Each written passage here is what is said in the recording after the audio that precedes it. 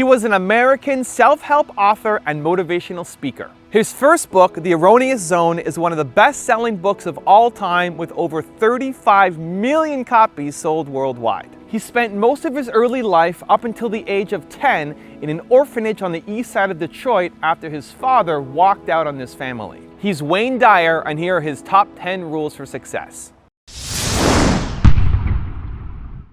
You can't give away what you don't have. Now, it sounds ridiculous, okay? But it's more than what meets the ear as you hear this. You can't give away what you don't have. People who are not good at giving away love can't give away love because they don't have it to give away. If I want to give you a dozen oranges, I can't give you those dozen oranges unless I go out and pick up 12 oranges someplace. Otherwise, all it is just empty rhetoric. And the same thing is true of virtually everything in your life. You can't give away love for others if you don't have love in here to give away. If what you have in here is contempt, if what you have in here is anger, if what you have in here is fear, then these are the things you're going to be giving away in your life. The second thing that the ego teaches us is that who I am is not only what I have, but who I am is what I do, what I accomplish. And so we spend a big hunk of our lives believing that the way that we become, quote, successful, happy, fulfilled, self-actualized, whatever it might be, is on the basis of what I accomplish, what my resume looks like, how many promotions I get. And so we send our children off to school and we ask them to learn to identify themselves on how much they get and what they accomplish. Your grades become more important than what it is that you are studying. What you own, what clothes you wear, what labels you have, and so on. And we become obsessed with this kind of absurdity. And this is the false self at work. There are many ways to get the things that we want for ourselves in our lives. But basically, it all begins with how we choose to think. As you think, so shall you be. 7 little words that I think are perhaps the most important things that we can learn and master in our lives. This old proverb notion that I become what I think about all day long. And once you know that what you think about is what expands, you start getting real careful about what you think about. You don't allow your thoughts to be on anything that you don't want or that you wouldn't want to have manifest or show up for you in your life. Have a mind that is open to everything and attached to nothing. One of the central principles of my life is that no one knows enough to be a pessimist about anything. And that each and every one of us, when we close our mind to what is possible for us or what is possible for humanity, closes off the genius that resides and lives in each and every one of us. Having an open mind doesn't necessarily mean finding fault with all of the things that you've been taught by others. It means opening yourself up to the potentiality and the possibility that anything and everything is possible. So having a mind that is open to everything and attached to nothing really means finding within ourselves the ability to get rid of a trait that I find so common in the contemporary world. Do you know that most people that I meet spend their lives looking for occasions to be offended? They actually are out there hoping that they can find some reason to be offended.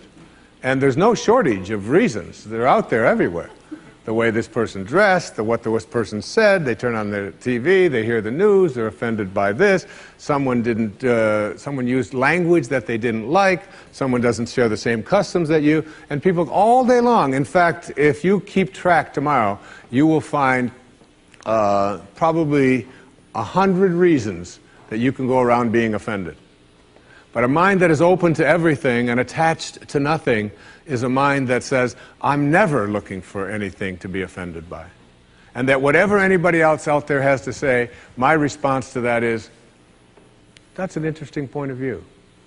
I've never considered that before. When you change the way you look at things, the things you look at change. Albert Einstein once observed that you have the most fundamental and major decision that you have to make in your life is this: do I live in a friendly or a hostile universe? Which is it? Is it a universe that is filled with hostility and anger and people wanting to hate each other and people wanting to kill each other? Is that what you see? Because when you see the world that way, that's exactly what you will create for yourself in your life. This is from great scientific minds. And the interesting thing is that this is not just a clever play on words, that when you change the way you look at things, the things you look at change. It's actually a very scientific thing, and I'm going to show you that in just a moment. I'd like you to imagine the following scene. You're in your house. You've got your car keys in your hand. The lights go out. Power failure. You can't see a thing. You stumble around in your living room and you drop your keys. And you look around for a moment and you realize that you're never going to find them in the dark. But you look outside and you notice that the street lights are on. So in your mind, a light bulb goes off. I'm not going to sit around here in the dark and grope around looking for my keys when there's a light on outside. I'm going to go out here under the street light and I'm going to look for my keys. Why are you laughing? This makes a lot of sense. So you're out here and you're groping around and you're looking for your keys and you're looking and looking, and your neighbor comes along and says, what happened, Wayne?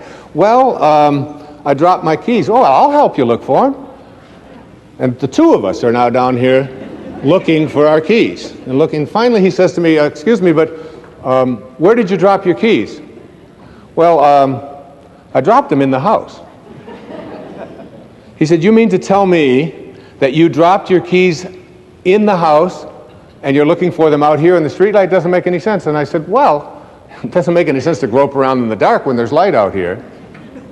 Now you laugh and you think how silly that is, but isn't that exactly what we do when we have a problem, a difficulty, a struggle that is located inside and we're looking for the solution outside? Someplace outside of ourselves. It would be like going to the doctor and telling him all of your symptoms, and the doctor says, oh boy, you've got a lot of symptoms. And he starts writing out prescriptions.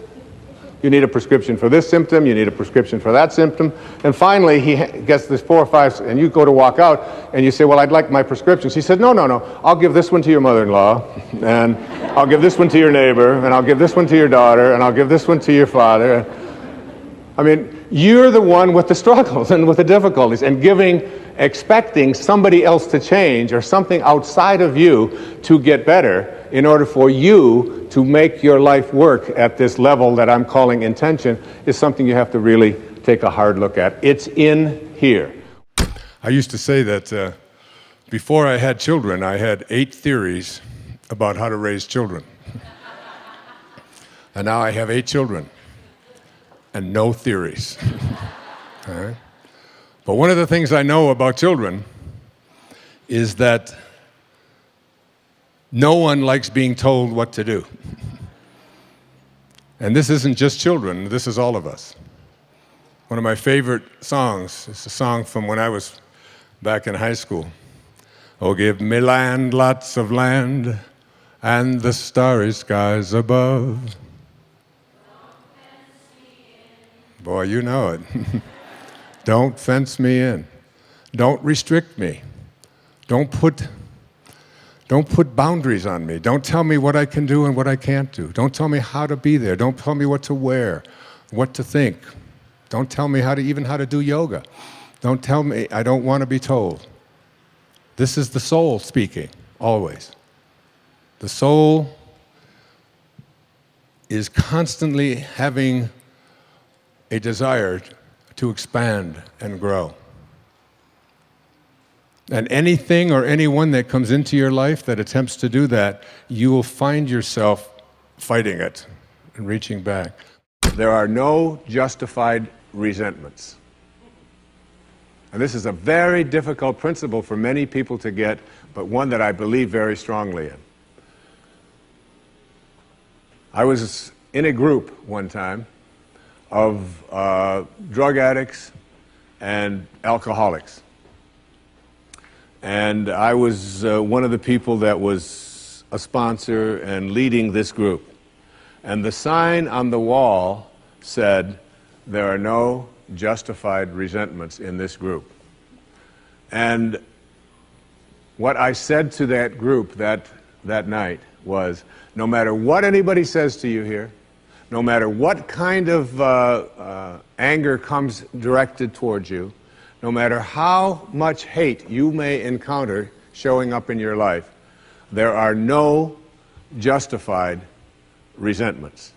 Meaning that if you carry around resentment inside of you about anything or about anyone, and I'm talking about the person that you lent money to and hasn't paid you back, I'm talking about the person in your life that you feel was abusive in your life, I'm talking about the person who walked out on you and left you for somebody else, I'm talking about all of the things that you have justified in your heart and in your life that you have the right to be resentful about. And I'm suggesting to you that those resentments will always end up harming you and creating in you a sense of despair. I've often said that no one ever dies from a snake bite. The snake bite will never kill you. You cannot be unbitten. Once you're bitten, you're bitten. But it's the venom that continues to pour through your system after the bite that will end up destroying you. In my mind, as I think about this idea of getting what you really want and being able to attract it into your life, what we have to look at is basically the obstacles that we have conditioned ourselves. And you notice I say that we have conditioned ourselves, because I have never believed that we need to be putting the responsibility on someone else. If you're conditioned, it's because you have allowed yourself to become that. And if we've conditioned ourselves to believe certain kinds of things, and one of the things that we kind of believe and hang on to and live with is this whole idea that all of the things that happened to me in my past are what are keeping me from doing what I'd like to do today. So we hang on to these things and we fill ourselves with blame. We say, I'm the middle child. I'm the youngest child. I'm the oldest child. You know, I'm an only child. Any one of those is a great excuse. You know, if you're the youngest child, you can say, well, you know, how could I be making decisions for myself and be a fully functioning person today when I always had somebody else telling me what to do my whole life? How could I think for myself? If you're the oldest child, you can simply say to yourself, well, how could I be expected to think for myself? I always had to think for somebody else. I was always doing it for somebody else. And that leaves the middle child, you know, the classic identity crisis. Oh, poor me. My mother didn't even know my name. She was always calling me by this one's name or that one's name. So I don't know where I fit in. So that takes care of everybody except the only child. And of course, the only child, well, your parents looked at you and said, we won't be doing that again. Huh? You have to live with that, I don't. Huh? So everybody, with their birth order, or with their mother liked their sister better, or that we had enough, or we didn't have enough, or we had too much, or we lived in the north, we lived in the south, I'm too tall, I'm too short, I've got too much hair, I don't have enough hair, it's falling out, it's not falling out, whatever it is, we all have these excuses. And I call all of these things that we hang on to and use to keep ourselves from reaching these higher places in our lives, the wake. I call it the wake. And the wake comes from a story that I heard Alan Watts tell one time, and it was a very powerful story. He said, your life is like a boat. and it's heading up the river at, say, 40 knots. All right?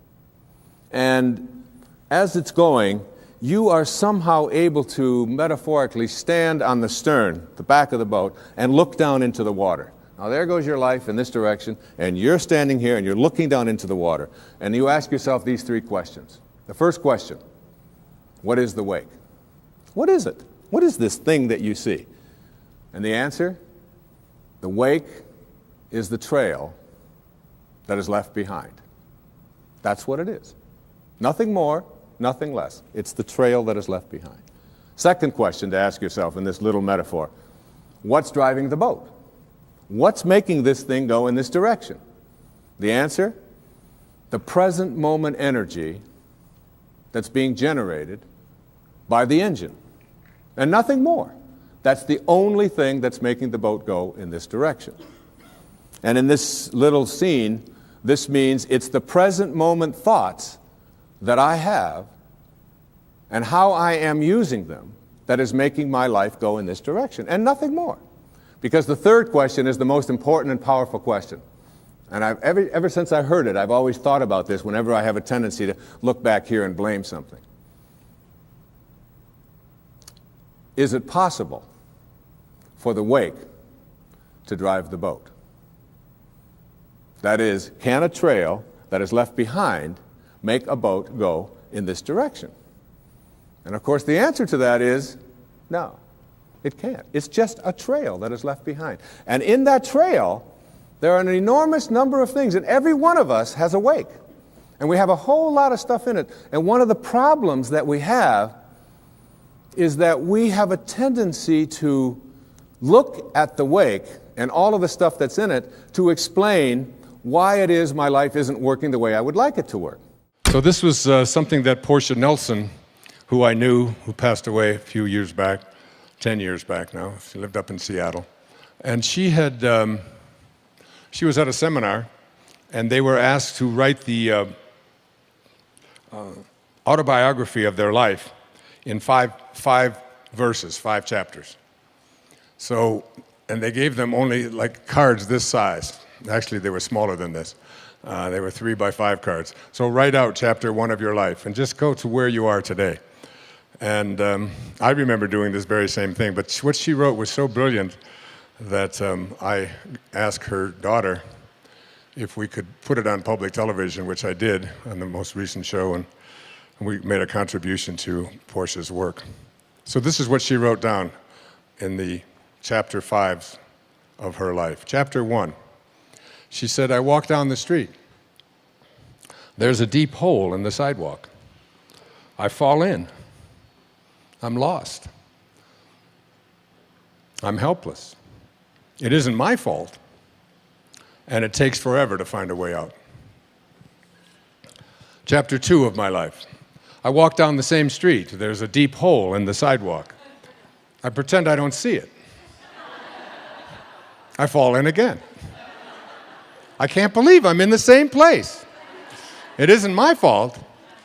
It still takes a long time for me to get out. Chapter 3 of my life. I walk down the same street. There's a deep hole in the sidewalk. I see it there. I still fall in. It's a habit. But my eyes are open. I know where I am, and it is my own fault, and I get out immediately. Chapter 4 of my life. I walk down the same street. There's a deep hole in the sidewalk. I walk around it. Chapter 5 of my life. Finally, I walk down another street. Isn't that great? The next principle I call don't die with your music still in you. And who better to quote than Thoreau right here in Concord when he talked about some of us hear a different drummer and we must march to the music that we hear.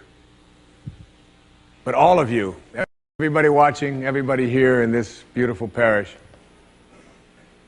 all of you have some music playing. And all of you have a heroic mission. There's no accidents in this universe. We all show up here with a purpose. There's an intelligence that is a part of everything and everyone, and all of us are connected to it. And too many of us are afraid to listen to that music and march to it. You out there, I know you have a book you wanted to write. I know there's a composition you wanted to compose. I know there's a song you want to sing someplace. Maybe you want to raise horses out in Montana. Or maybe you want to open up an ice cream shop on Cape Cod. Who knows what it may be. Maybe you just want to travel and see the world. Maybe you want to go into a relationship with someone but you've been afraid to, but your heart says it's the right thing to do. All of us feel something. And in Leo Tolstoy's famous novel, The Death of Ivan Ilyich, he asks this question that would be terrifying to me. He says, as he has his accountant from Moscow lying on his deathbed, contemplating the horror of this question, what if my whole life has been wrong? I've known what my music is. It's playing right now.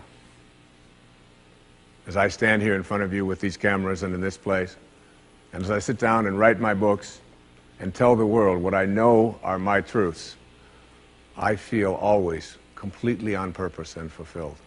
And no time will I ever come to the end of my life and say, what if my whole life has been wrong? Whoever you are, whatever that music is, however distant it may sound, however strange, however weird others may interpret it to be, don't get to the end of your life and know that you're going to leave and not have it played yet. Don't die with your music still in you. Thank you so much for watching. I made this video because Jason Han, video man Jason Han, asked me to. So if there's a famous entrepreneur that you want me to profile next, leave it in the comments below and I'll see what I can do. I'd also love to know which of Wayne's top 10 rules meant the most to you. Leave it in the comments. I'm going to join in the discussion. Thank you so much for watching. Continue to believe, and I'll see you soon.